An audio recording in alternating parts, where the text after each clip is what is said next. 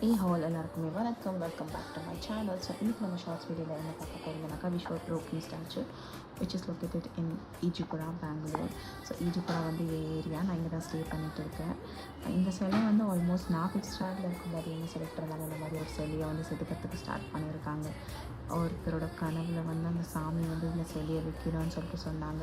So அவர் தான் முழுக்க முழுக்க இந்த ஸ்டெப் எடுத்து இந்த ஸ்டாச்சுவை வந்து பண்ணார் அப்படின்னு சொல்லிட்டு இருந்தாங்க. ஸோ இந்த சிலை நான் ஃபிஃப்த் ஸ்டாண்டர்டில் இருக்கும்போது சொல்லி 2019 என்ட்ரி கொடுத்துச்சு.